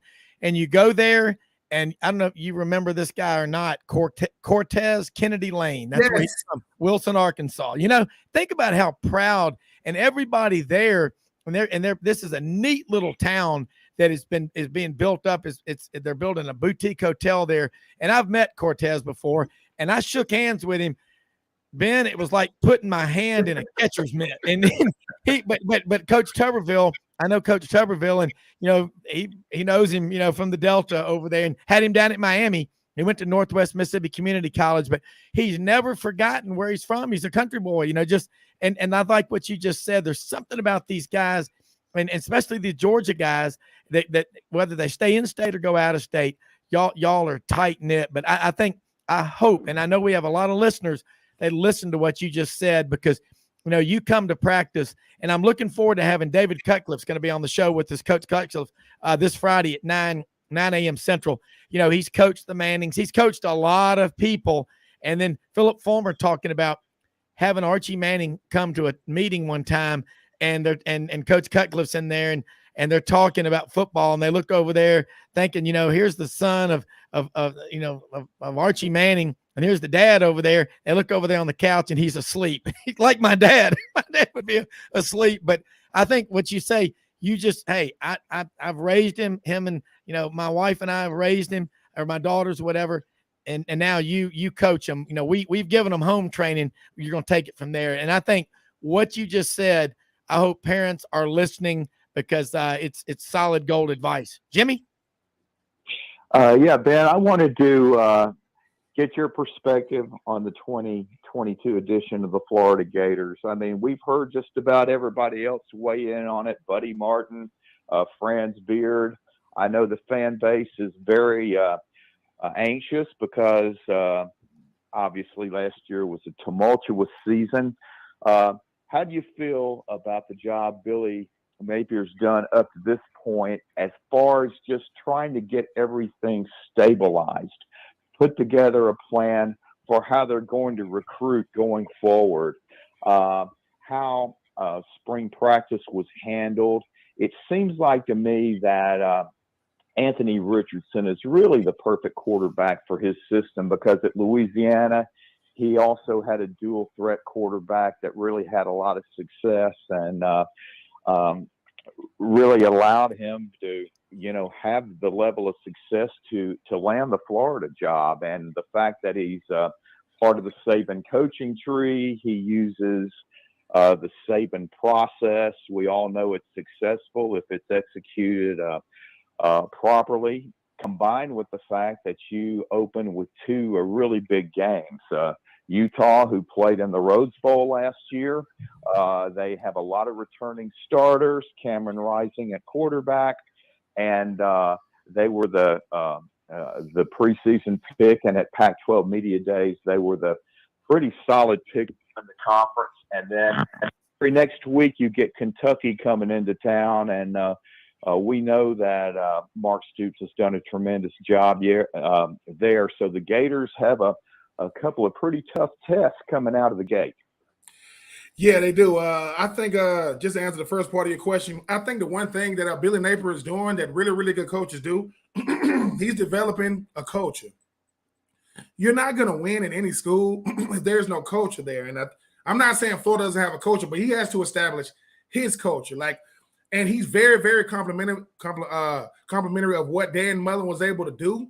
But he understands that, 4-star players don't mean you're going to have 4-star production. You got to build a culture there. So he's building it from the outside, from the inside out. He's making sure these players understand going to Florida is not enough, man. The standard is the standard. And the thing about Billy Napier is he is the direct opposite of Dan Mullen when it comes to recruiting. Dan Mullen did not like to recruit, and it showed. Do you know Billy Napier understands this? My system looks much better when I got the best players running it. It just looks better. You have to really, really develop players when they lack the talent level to run your system. So he's building a culture. You look at what he's doing in recruiting, and Billy Napier does this. He goes, look, I know I'm a guy coming from Louisiana. A lot of people don't know who I am. A lot of people respect my position, but they don't know who I am. He is making sure that he is building the respect and trust from those players, starting from Anthony Richardson, Javon Dexter down. But Billy Napier knows this. You can hide in Louisiana. You can't hide in Florida. Everybody knows what happens in Florida. And I do think he's a guy that understands, really, really complimentary of his dad. Georgia boy, went to Furman. He understands, but he's like, listen, right now, Billy Napier is a backup quarterback. Backup quarterback can do no wrong because they think you would have made the throw that the starter didn't make. But when Utah comes to town, because some got Utah making the college football playoff if they can beat Florida and run through the Pac-12. We're going to learn a lot about Florida, but it's going to start and end with number 15. If Anthony Richardson can let his athleticism take over once the play break down and don't use his athleticism every single play, Florida can be good, man, because they got really good players with Brenton Cox, Javon Dexter, Trey Dean, Jason Marshall. They got players, but listen, they got to look good in Jacksonville. Don't know if they're going to win in Jacksonville. And Mark Stoops, he's coming for that number 2 spot in the East. They're going to have to find a way to beat Mark Stoops at home and Tennessee on the road to have something to say about even competing this year. Yeah, I mean, and Ben, what you just said about Billy Napier, you can't hide when you're at Florida, when you're at Georgia, in any of these schools. There's nowhere to go. You played for Coach Spurrier and Ron Zook at Florida. So 2 different coaches. So talk a little bit. We got a few minutes left. What it's like to go through a coaching change. Do you have to prove yourself all over again? You do. You're going from a juggernaut and a guy like Steve Spurrier, and you're going to a guy that's unknown in Ron Zook. I think both guys were built for the job, but I just think that Ron Zook was a guy, really, really good recruiter. But you scratching and clawing every single year because you're not getting the same caliber of player. And Steve Spurrier, man, I mean, brand recognition is what sells. Who don't know who Steve Spurrier is? Yeah. I went to Florida and they ain't even throw the ball to the tight end. They threw the ball to receivers. You got Idell, you got Rydell Anthony, Rydell Anthony, and guys like Taylor Jacobs. But I can't say this. That 2006 national championship team, those are Ron Zook guys. Chris Leak and all those guys got recruited by Zook. So I think that Dan Mullen gave Billy Napier a nice, solid foundation. What are you going to do with it? Because right, wrong, and different. Muschamp, McElwain, and Dan Mullen all went to Atlanta. They didn't win, but they all went to the SEC championship game. He at least got to get back to Atlanta before you can even talk about college football playoff appearances. Yeah, and great point. I mean, and it just, again, you make a coach recruiting at Florida, as much talent as there is in that state, you still got to go out and ask for the order. That's a great point. Jimmy, got time for another question? Yeah, Ben. I wanted to ask you about the emergence of Mario Cristobal at Miami, because from a recruiting standpoint, they are really getting active.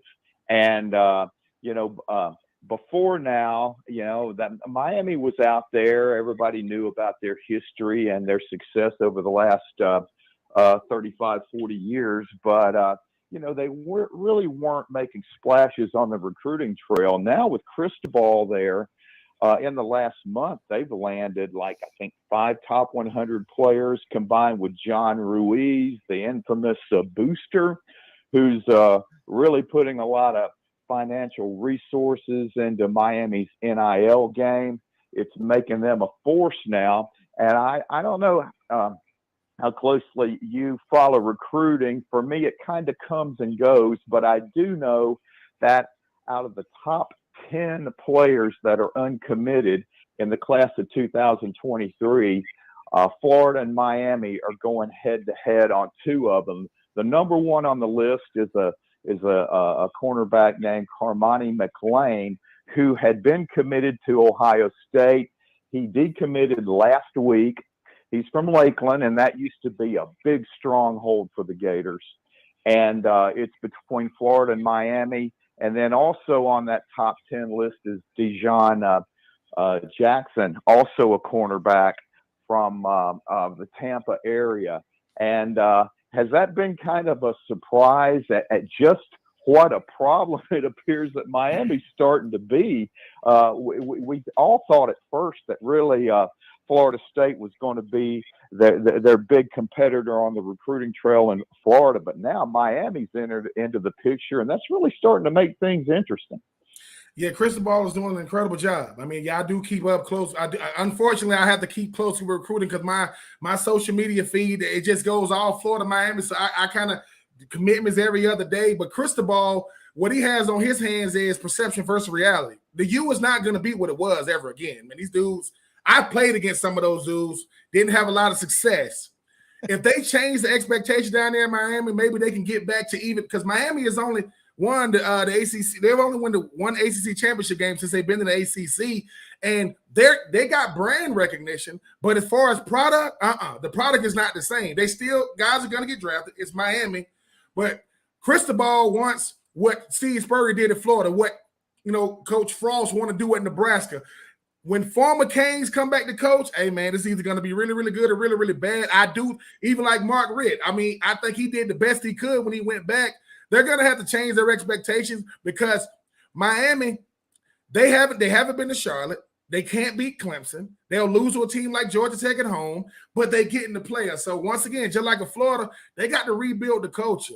I don't think you got a better alumni, participation rate than they got the best alumni in the game. They go Ray Lewis, they go Ed Reed. But what type of impact are they making on those guys there? I think the recruiting, they're getting it done. But if Cristobal can't get those wins in there, it's going to be much to do about nothing. I think the big three in the state of Florida State, and Miami, they are good for college football. You need all three of them to be good because the USFs, the UCFs, the FAUs, FIUs, they think they're a better They think they're better programs right now than the big schools in that state. Well, and we're about out of time, but Ben, and since 1983, Miami 5, Florida State 3, and Florida 3. 11 national championships in the last 40 years out of the state of Florida with about 20 million people. Compare that to Texas with 30 million people that we know of. It's a big state. In the last 50 years, he got one national championship, and that was 2005, Vince Young's famous runaround right in. So they're nothing like that Florida-Georgia line. I mean, you've got the number 3 and number 4 states in America for high school players, and keep the game in Jacksonville. I just, that's what Tony Barnhart says. That's what Buddy Martin says. I don't know what your thoughts are on that, but tell us real quick. We got about a minute left. Do you want to keep the game in Jacksonville, and how people can follow you? And we are ready for your next visit. This is great. We really appreciate your time. Yes, I think it deserves to be in Jacksonville. I don't know. Kirby Smart, he let that $100 million extension go to his head. He done lost his mind. When he say things like it's a bad recruiting, the best recruiting day of the year for you is Jacksonville. Everybody's watching it. And come on, man, you the number 3 recruiting class in the country? Yeah, it's really hurting you not having the game. And that to stop the nonsense, Kirby, it needs to stay in Jack. There are certain things that are just good for college football. The Red River rivalry, Ohio State, Michigan, Florida, Florida and Georgia, keep it in Jacksonville. Listen, if they ever want to go to Jacksonville, if God bless me to live another 80 years, when I die, go to Athens, go to games, but I don't want to see it in my lifetime. I think it's one of the best things about college football. I do too, and you are also one of the best things about college football as well, because you're a winner. You've got the right message, and looking forward to your next visit on here. It's been a great show, everybody. Remember, we most often see the face of Christ in the least among us. We'll be back tomorrow. Until then, go out and help somebody with the expectation of getting nothing in return. We live in the greatest country in the world, folks, and never forget where you came from. Like Ben Troupe says, always give back. See you tomorrow.